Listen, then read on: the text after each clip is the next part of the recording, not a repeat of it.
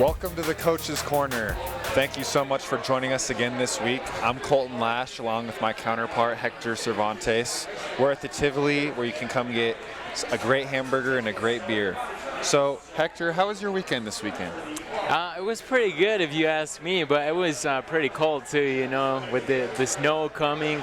Oh man, I can't say I didn't like it. I like it. How about your weekend? My weekend was pretty good, man. I'd have to agree with you. With the cold front, it definitely is a little bit cold, but hey, we're in Denver, so what else do you expect? True. Who do we have joining us on the show today? Oh yeah, of course. So first off, we'll have head coach Hank Lewis for our soccer team. Since we only have a couple of soccer games left, we'll be talking with him. And sticking with soccer, we'll also have Jerry Gutierrez, who scored a winning goal this Friday, and we'll be talking with him about that. And can you give me some drum rolls, please? Basketball, ladies and gentlemen. That's right, we'll have head coach Tanya Haave with us tonight, and we'll talk about the preseason for basketball, and we'll see what we have in store. Awesome. So, you know, the show is getting real when we can talk about basketball, Hector. We're getting back to basketball season. It's definitely an exciting time of the year. Before we bring on our first guest, though, let's catch you up on some things that took place this weekend and some Roadrunner news. Sounds good to me. So let's kick it off with some men's soccer. Coach Lewis's squad hosted UC Colorado Springs on Friday. And how about the show Alessandro Gentile put on at home? The senior goalkeeper made great save after great save to keep the Mountain Lions at bay. He would end the day with a clean sheet, and that makes 2 shutouts in a row. Jerry Gutierrez netted the lone goal, and that gave MSU Denver 3 important points toward the RMAC tournament. Sunday's game versus Regis was postponed due to the snow. The women's soccer team had just one game the weekend, and it came against the #1 team in the nation in UC Colorado Springs. Aranza Melendez notched the only goal on the 6-1 Mountain Lions victory in Colorado Springs. The Roadrunners will finish up their regular season with a couple of games at home this weekend. Now for some cross country, and both our men's and women's teams look to take part in the RMAC Championships in Grand Junction. And of course we begin with the sensational Alden Grudel, who finished 6th overall, earning all RMAC honors.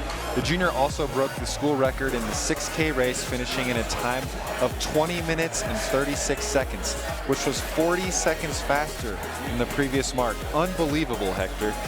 The women would finish 7th overall in a field of 16 teams, and the men would finish 5th and were led by Jacob Link's 15th place finish. A big congrats to both squads and to head coach Nick Lara. And finally, the volleyball team took on the road to continue RMAC play, and they came away with 2 more wins to improve to 11-1 on the conference. They took down the Cowgirls from New Mexico Highlands by a 3-0 final. Junior Jolie Sadler dished out a season-high 37 assists to help the squad hit 293. Alyssa Kelling blocked 8 attempts, while Eva Lai pulled up 11 kills in the 3-set match. Crazy. So now we'd like to welcome on head coach Hank Lewis. Hank, how you doing? Great to see you again. What's up, guys? How you doing? Good. Awesome. Yeah. Good to see you. So, Coach, what's up with all this snow lately and this weather? What happened on Sunday? Can you fill me in a little bit? What's up with the snow? I mean, it's Colorado, right? Yeah, no, I mean, we knew it was going to snow. Want to give a big shout out to our facilities folks. They had the field ready to go. We were ready to go. We were on a good rise. The officials felt that it wasn't safe conditions, so they decided to call the game. So now everyone, all hands on deck, including staff and coaches and all that. Players have cleared the field for today, so we'll be playing tomorrow at 11 a.m. If there's more snow, we'll just fight the snow again. Coach, I hope the snow holds up for you, and definitely don't want to be injury prone out there, so understandable. Yeah, no, for sure. No, I think our guys are ready. We're just ready to go. Obviously, we need every game, and so we'll want to do whatever we can to put ourselves in the best situation for success. Of course. Have you ever played a game on the snow? I mean, I have, yes, several. I mean, I went to college in the Northeast, so I've played in a few games in snow. But I finished up playing in the Bahamas, so kind of like that as well. Oh, that's great, yeah. Better, I assume. Yeah, exactly. I imagine it's really tough to play on the snow, like really, really tough. Well, you know, I don't think it's so. It depends on. Again, I can't remember that thing where they say the Eskimos have 60 different words for snow. So there's all kinds of weather. It can be slippery and it can feel just like rain. It can be powdery. It can be patchy. It just really depends. I see. I see. Yeah. So let's talk about the one game you did this weekend and that came against Friday at UC Colorado Springs at home. You've talked to us on the show about surviving opponents' best punch, and the Mountain Lions came at you with some runs and had you on your heels. So how did your team push against that onslaught? I think we've always known that that's the kind of character and identity that that UCCS has. They surge both late in season, but they're also used to surging against teams. Anytime after a goal is scored, you can expect them to surge. You can expect them to kind of find moments in the game to try to push. So I don't really think if you were to watch that game, even though there are times where they really were putting shots on goal, we didn't ever really feel that phased. And I think that's just because we were prepared for that, and we didn't let that get to us. Absolutely. So one reason you survived their great attack was because Alessandro Gentili made some incredible saves. Can you talk about his performance on this game and also previous games, as he hasn't allowed any goal on over 200 minutes? Yeah, I think Sandy's been great. This is a guy who didn't play much up until this year, but he's been a great leader by example, and he's even been a great leader. There are times where we've split time with the goalies because it's important to develop players, and he's been a great voice from the bench as well. But I think it was clear that when we were going through practice this week, we wanted that experience. We wanted a guy who'd been in those kinds of games, and he just has some reactions that you can't teach. And he had a great just kick save that keeps us in the game. And, you know, there are things that we work on. What I also would say about him, two more things, is that as a senior, he's also embraced adding more to his game. Sometimes it's hard to ask a senior goalkeeper to kind of refine his game a little more, and he's changed some habits, which I think is great, but you can't teach those reactions, and so that's just great on his part. It's amazing. So, Coach, you're a goalkeeper's coach, and you have so much in-depth experience at that position. So talk a little bit and touch a little bit on Sandy and just what adjustments has he made playing so well at this point in the season? I think a big adjustment for him is earlier in the year he talked about being a little bit less certain about when to come off his line. He's a great punching keeper, so he'll come and punch a ball at the 6-yard box, but we worked a lot on getting him to call earlier and then come and get that ball and collect it and hold it. And so I think his confidence, I don't want to say his confidence, his consistency in doing that has grown. And when a goalkeeper can do that, it helps everyone on the team, because either he's calling because he's coming and then backs know how they can respond, or he's calling to say that backs should respond to the ball and then they know what to do. So I think he's refined his ability to read the game and his ability to get off his line with more effective, secure saves. Yeah, absolutely. That's great. He's done some fine-tuning. Yeah. So earlier we were mentioning how Jerry Gutierrez scored the winning goal against UCCS. Can you talk us through that goal, and as well as Donny Batista's amazing assist, as it was really difficult from what I've seen? Yeah, I just think we've said it before, I think Jerry is a freshman who to me is playing like a late season sophomore or a junior. He's just got special qualities. He knows where to be. And I think one of the things we've been talking about is getting a product. So for him to get the ball the way he did and to fire it off the laces the way that he did and get it in the goal, I just think that's about him making the best decision at the right moment, which is not the same as just firing, shooting them as much as you want. We don't get as many shots on goal as we'd like. So I think it's a testament to him and other guys that we get a lot more out of each goal we put in. And again, Danny's one of those guys, most of what he does doesn't show up on a stat sheet. So when he can get an assist or get a goal, that's great. But I think he's a guy that he doesn't care about stats, he just cares about team. Yeah, that's amazing. Do you think that's the possibility why he's so good at it, and that allows you or gives you confidence to put him on the field? I think the best way to put both those guys in a pod is that at least once a week, 30 minutes for practice, you'll see those guys out running on their own, doing stuff on their own. So we talk a lot about have to and want to. these guys just want to be competitors. They don't wait for the moment where they have to be competitors. And so that probably says it all. They're just those kinds of guys. I don't think they can't not compete. That's great. So, Coach, there's less than 2 weeks left to the RMAC tournament. Just touch a little bit on that. Like, what are some things that you're expecting and looking for your team going into that? And also, how are you just feeling about your team's play up to this point going into the tournament? You know, I've said it before, I think we're hitting a good peak. Yes, it's unfortunate that we're hitting our peak with very little time left. And it's unfortunate that we left some games on the field that we probably could have taken. I think we've run with every team we played. Even the Dixie, game, even though it was a 5-2, we were up 2-0, and we kind of gave that game away. So I say that to say, I think we're a very dangerous team. Obviously, we have to win every game to get into the tournament, and we need a little bit of luck on the other side. But I think I really like our chances if we can get into the tournament. And if we don't, I really like the way we finish the season. We have said all along it's about how we play, win or lose. And we have guys that have been playing for team, not just for stats. And that kind of energy that you see in the locker room and on the field, and just seeing those guys kind of like caged, fighters wanting to get going in the snow yesterday, that's what you want to see. So I like our chances if we can get into the tournament. There you go. There's some hounds out there trying to play in the snow. No doubt, no doubt. That's great. Yeah, so you had some experience with Colorado Mines as you went into some tournaments with them. What will it take to come up with that trophy besides, just the wins? It's a lot about momentum. It's a lot about guys being on the same page. It's at this point in the season, can guys have that flow of connection as teammates and that right blend of being super about business but also being relaxed and enjoying yourself. And it's all those things at once. So I think if you were to see our guys in practice, you see those same things.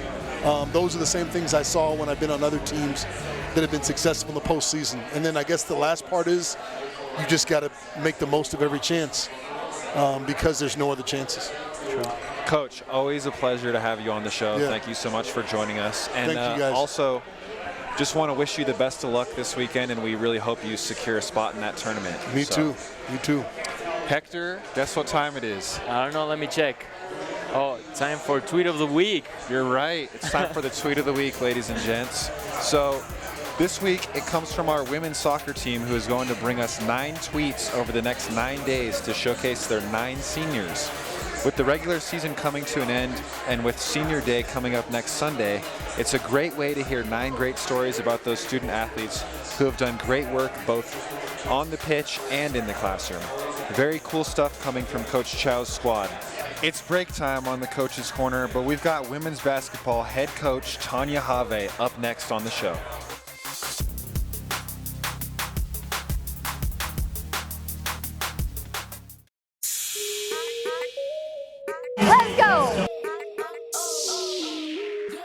Watch out and in! The Roadrunners have responded.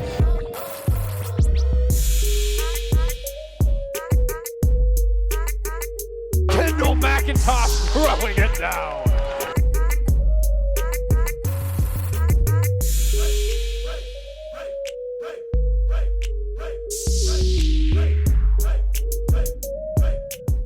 Hey, Bri Wellington, senior from women's basketball. Down the floor, Wellington, all alone, got it. And you're watching Coach's Corner. Get rowdy. Welcome back to the Tivoli. Before we talk to Coach Haave, we want to remind you to purchase those Fallen Hero Blonde Ale cans. Anytime you buy a $5 can of their Fallen Hero brew, a portion of the proceeds will go to the Colorado Fallen Heroes Foundation. The CFHFS is a non-profit foundation that aids those families who lost a family member in the line of duty. With resources, assistance, and support, this is an amazing cause. So come on out to the Tivoli Tap House, get your Fallen Hero Blonde cans in today. So now we bring on Tanya Haave, the head coach for our women's basketball team. Coach, good to see you, and thanks for joining us today. Oh, always great to see you guys. Nice new faces. Yeah, So thank you. we know you and your squad are already a few weeks into practice, but how excited are you to get your players back on campus, back in the gym, and just kind of get everything going once again? Oh, it's been great to be back in the gym. You know, you spend all summer recruiting and getting ready for camps and all that. So So much fun to get back on the floor. We've been practicing about 3 weeks, 2.5, 3 weeks now. Have our first exhibition this weekend, so we're looking forward to it. But real excited. Brand new group, so we're real excited. That's great. So a lot of folks know about the gains, the win, the losses, but how much effort does it take on the preseason? How much work do you have to do? Well, actually, I would say the preseason is our busiest time. So the players come back, all the students come back in August, and then we get September, we're recruiting, and then start preseason, and it's our busiest time. Even though we're only going 8 hours a week, it's our busiest time because we're working one-on-one with our players.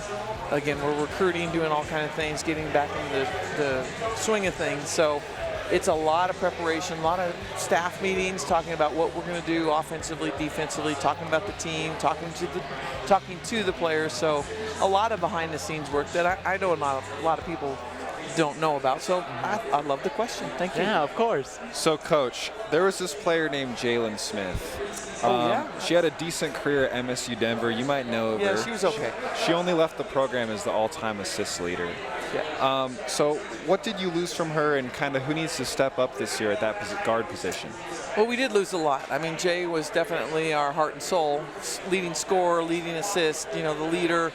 So there's been a little bit of a vacuum in terms of the leadership and maybe the scoring, but I think our team that is together right now, it's going to be by committee. I don't know if it would be any one person. We just had our first close scrimmage up in western Nebraska, and Bri Wellington, our only senior, has shown to be the one that's stepping up. But I think it's going to be by committee. I don't know if you actually replace someone that dominant that easily. So I think it's kind of being shown by committee. Of course, understandable. Yeah, so you were mentioning that you have a different team compared to last years, because you actually have 9 returners and a lot of new faces. So how is this team different from last year's? So we do have 9 returners, and someone would think, wow, you've got a lot of returning players. And we do have a lot of returning players, but 3 of those players couldn't play. They were redshirting, or they weren't playing. They were practicing. So now we have everybody in our starting lineup that is in a new role. Even Jaden Galloway, our only returning starter, is in a new role. She's basically in Jaylyn's role because she's the point guard. So we have everybody in a brand new role, and so it is a brand new team, completely brand new team. But they are so much fun to be around, and they're a lot of fun to coach. Do you feel confident about this team? I do. We're not quite there yet, but I feel like after we saw them playing in a real scrimmage on Saturday, I feel like we've got tremendous potential, which is always a dangerous word in sports, but I think we have tremendous potential with this group because I think we have a lot of talent. That's great. So, Coach, one of those returners is Bri Wellington, who not only excels on the court, but on the track too. Yes. She can fly. So how is she looking so far, and what are you hoping she kind of does this season to step up and step forward? So far, she's been great. She's been a great leader on the floor, great leader off the floor, communicator.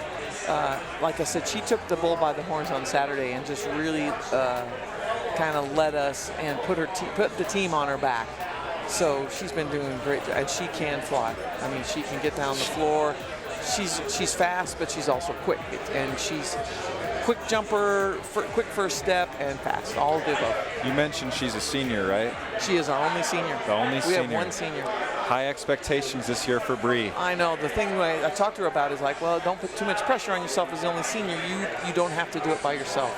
But she's done a good job with that, because she goes, yes, I know, Coach, that we've got a lot of different leaders, so she's not looking to do too much. Sometimes she does look to do a little bit too much, but then she's really been coachable in terms of, hey, you don't have to do that much. You don't have to do more than you're capable of doing. So you think there's any names that people don't know yet that you want to shout out? Well, we had a couple of we had a transfer at semester last year from Utah Valley, Tanya Haave, extremely skilled. Kamari Toya, also from Salt Lake City, but Salt Lake Community College, had to sit out last year due to academic reasons. Very strong players in the post that I think people are going to they'll know their names, I think, shortly. I think the other name is redshirt freshman Jayla Richards, has really shown some huge promise for us.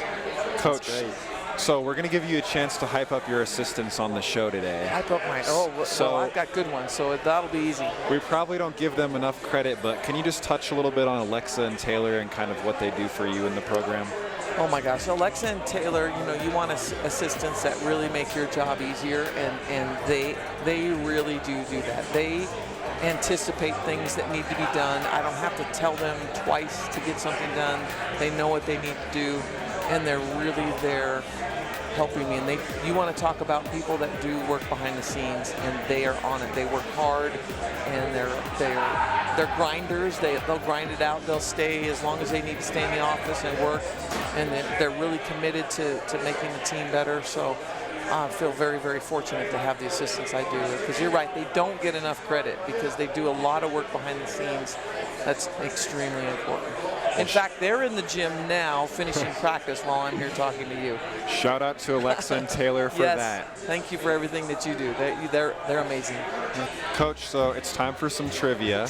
It's my favorite part of the show. Awesome. I'm glad to hear. So it's your first question of the year, and we're see if you can pass defending champ Jenny Glenn. So are you ready?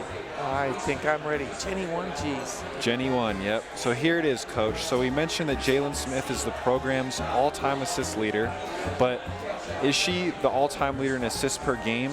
Here are your choices. Is it A, is Jaylon Smith the all-time leader in assists per game? Is it B, Sarah Eckhoff, or is it C, Jasmine Cervantes? Oh my gosh, I'm feeling a little pressure here. I'm going to go with C, Jasmine. The answer is B, Sarah Eckhoff. Oh my goodness. Eric, you got me. She played for MSU Denver from 1993 to 95. Oh my goodness. And how many per game did she average? You have that? Yeah, I have that. Now I'm going to throw the trivia back at you. I'm sorry. That's the second trivia. So that's it's a bonus. The second. Okay, yes. The bonus question. Yeah. So you have a chance to redeem yourself. Okay, here, so Coach, do I have with choices? A bonus point. No, it's actually just free. Okay. I'm going to say 6.3. 4.6? Yes, better than 4.6. 4.7. Not quite. Oh, what is it? I'm starting off behind. 4.9. 4.9. Okay. Yeah. Those are good questions. Really good. Yeah. Coach, good try. It's okay. Yeah. You'll get them. You'll get them next time on trivia. Yeah, I'm going to study next time. I'll figure it out. There you go. Well, Coach, thank you so much for hanging out with us tonight, and great luck to your team on Saturday. I'll be there working with Eric. Perfect. So perfect. Thank you guys so much. Yeah, we'll be ready. Nice so to see you. One more break to go, but don't go too far. We'll get to know Jerry Gutierrez from the men's soccer team. You're watching the Coach's Corner. In NCAA Division II, community engagement is an initiative at all 25 national championships because student athletes want to give back while competing for a national title. Over the course of the year, Division II student athletes have an opportunity to leave a lasting impression in local communities throughout the country. Whether Division II student athletes are volunteering at hospitals, schools, after-school care programs, foster homes, or retirement villages, they make a difference in the lives of others. In Division II, we rise to the opportunity and make community engagement ours. Hi, I'm Jessie Chappa from the cross country team, and you're watching the Coach's Corner. Get rowdy. Welcome back to the Tivoli Tap House. We're now joined by freshman midfielder from the men's soccer team, Jerry Gutierrez. Jerry, how's it going? Good, and yourself? Doing pretty good, man. Doing pretty good. Thanks for being here with us. So you're a California kid. These types of winners aren't too, maybe you might be familiar with these, you might not. So how are you feeling? I feel great so far. I've been here for 2 years already at Brighton, Colorado, so I feel like I've adapted for it a bit. But I feel like it's definitely a big change for me coming from California. Right now there's like a fire, so it's like way different atmosphere. Weather, heat, and right here it's just pure cold. We're getting like 5 inches of snow, so big difference, yeah. And so you went to school in Brighton, is that correct? Yeah, correct. Okay. So do you mind the cold and snow, or do you prefer the nice sunny days like back in Cali? It could go either way. I just don't like it being too hot where you just drenched in sweat, but I feel like the cold really gets me going, like warming my body up for games. I feel like it's really good. Awesome. So can you tell us why you chose Metro to come over here and play for them? Definitely Metro was a big decision for me. Staying here was really a big decision because of the city, because of the team. I talked to certain players before I came, and the coach as well. I feel like it was a big difference for me that would have an impact on my career. So I feel like staying close to where I decided to move here really emphasized my necessity of staying in Denver. So it says at your bio at roadrunnersathletic.com that you're majoring on criminal justice. I imagine that may change throughout the years as you're still a freshman, but tell us what you intend to do with that.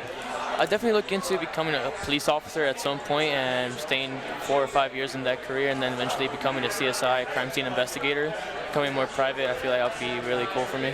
That's great. Man, that's awesome to hear that you're passionate and excited about that already. So being a freshman and coming into the collegiate sports world, how does it feel to just have a lot of playing time and kind of transitioning from high school to college soccer? I feel like it's a big difference as well. I feel like it's very necessary for me to get those minutes, especially starting young in this freshman year. I feel like it gets me experience for later in these next 3 years.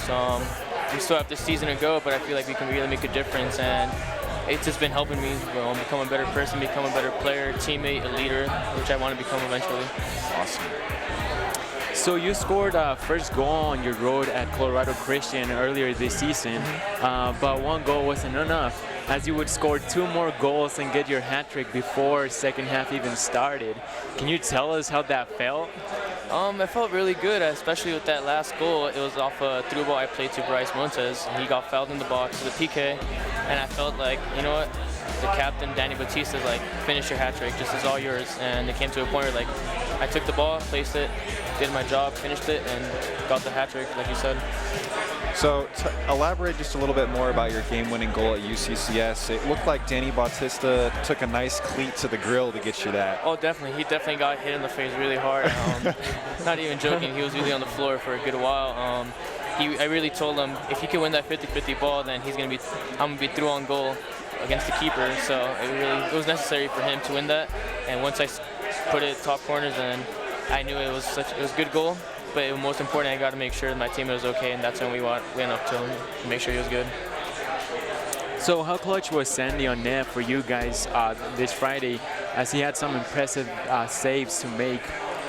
Definitely, he was really a big impact in our team. He had like more than 10 saves, I believe, and I feel like he was a great influence in our team, keeping us in the game early on, as well as saving like 5 shots in the first half. I feel like he was really necessary for him too, making sure we get that clean sheet as well. Have you ever played goalkeeping? No. I mean, I did it when I was like 5 years old, but I don't consider it my position at all, but never again will I go back to it. So has there been a fellow teammate this season that's kind of been there for you, helped you learn the ropes a little bit, just get you on your pitch, and somebody that's really been there for you as a teammate this season? Would you consider him a role model then? Yes. Definitely Danny Batista. Not only does he play the same position, he's a senior, he's in the last year. He's been like an elder for me, like teaching me all the ways. He's also the same major as me, so I'm kind of learning from him in that pathway. And most definitely, I feel like it's helping me grind out this season, become a player what he is, becoming an influencer, becoming a captain, which I want to become eventually. There you go. Yeah. So with 2 wins in a row, do you guys feel you're playing your best soccer? Most definitely. I feel like these last couple of weeks, we've upped the tempo of our trainings, our games. I feel like it's becoming a big influence for us, and reaching this RMAC tournament by winning these next 3 games is going to be really crucial for us.